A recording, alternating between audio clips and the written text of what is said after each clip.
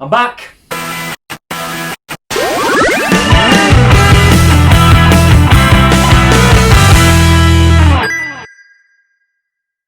Hi guys, welcome to Bird's Eye View, and this is going to be what I thought for the gameplay trailer for Assassin's Creed Valhalla. Before we begin, don't forget to like and comment down below, subscribe and ring the bell to be notified whenever I do videos. I do them every week, so make sure you keep a lookout for those. Yeah, it's been quite a while since I've been in front of the camera. Thanks to everybody that's stuck by. I'm going to talk about it a little bit more at the end of the video, but for now let's crack on with Valhalla. Valhalla gameplay. Oh, it's good. It'll be good enough for me to want to come back and do a video because it's been so long. But I looked at it and I thought, oh yeah, I've got to talk about this. It kind of takes you through, like, step by step what you can and can't do and everything through this game and the kind of rough idea of it. So I just kind of want to talk about my favourite moments, really, and the things that they kind of tell you in this game and the things I've noticed in the gameplay trailer of what just really got me pumped for this game if I wasn't pumped enough already. When you're pillaging and raiding like homesteads and like little villages and towns and stuff, like just going around on your boat and then just basically sounding your horn and launching and off you go, and I love seeing that happen. Like, I found out you can like set like homes alight and everything during your raids, which is all really awesome. It kind of really sits well with the rest of the kind of the world that they're building. I mentioned it in my video for the original trailer, but I'll mention it again. The brutal attacks is just evident in this. It's proving how brutal they can be, just how much they are. There's such an eclectic like bunch of flavour in there that you can do with different weapons and shields and all this kind of stuff, and just what you can do with like decapitation and just the way that you're using your character to just do these brutal and devastating Viking attacks. With Assassin's Creed games, you do get a variety of enemies, but there's normally about 3. It's kind of your regular guy, your big bloke, and then your kind of boss person. That's pretty much it. With this, it looks like they're going a step further here. There is going to be a lot of different types of enemies out there with different types of abilities, different weapons, and you will have to keep on your toes to dispatch them.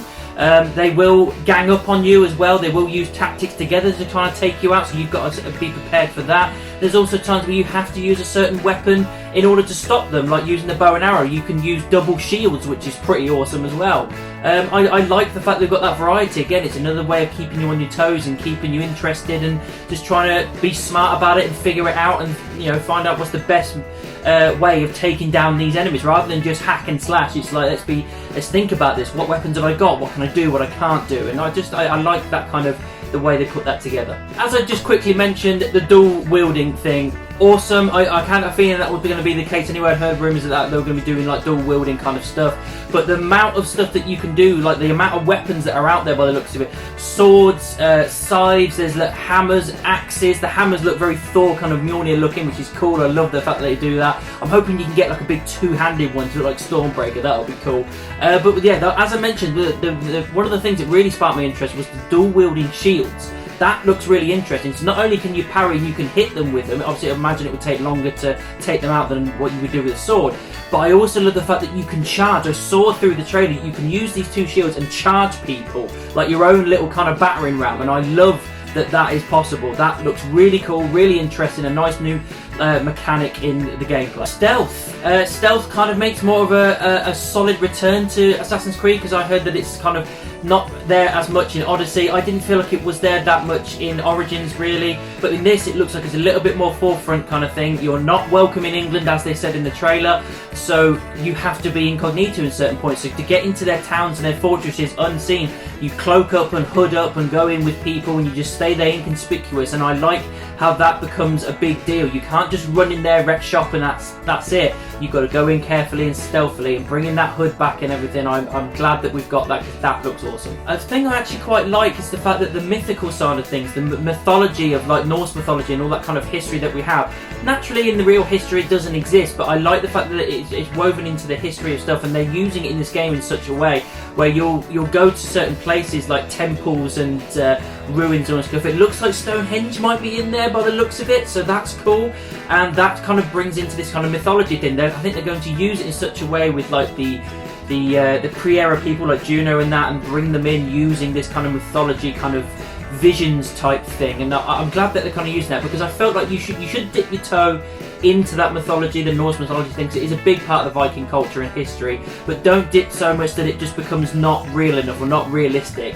it just needs to have that kind of thing where it's a vision or something like that, or what that your character perceives and believes. So by the looks of it, that seems like the way they're going with it, and definitely that adds more flavour to it and it interests me a lot more. Without doubt, my favourite thing that I saw in this trailer was the fortress attacks. This looks like it's going to be big cinematic set pieces with your entire clan taking on massive Saxon fortresses, and you have to take them down using your ladders and your firebolts and your fire arrows and your battering rams going into the door and the gates.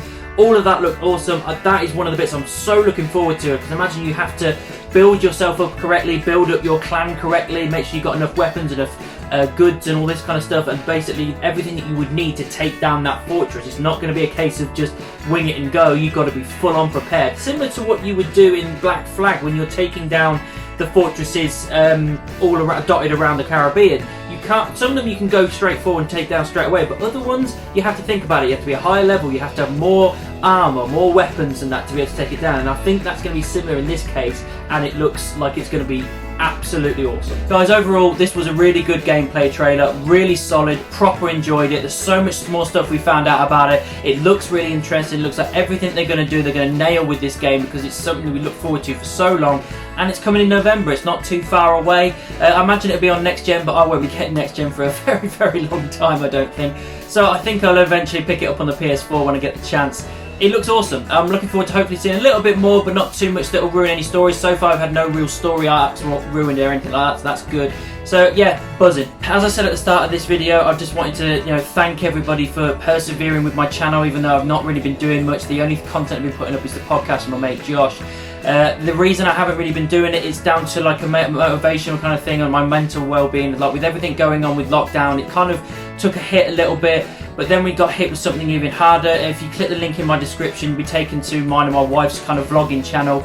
That will explain the full details of why I've kind of been on the back burner for a while. So I do apologise that I've not really been doing any content, but it's just down to a motivation thing, and just there's not as much out there, and it's just trying to get that kind of feel of wanting to do it. I have to be motivated and I have to be buzzed to do something.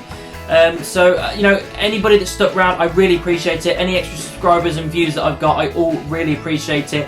Please continue to support me. I really appreciate it. I will continue to try and do videos weekly. Hopefully this video right now that I'm doing is going to give me that buzz again to start doing content on the regular again.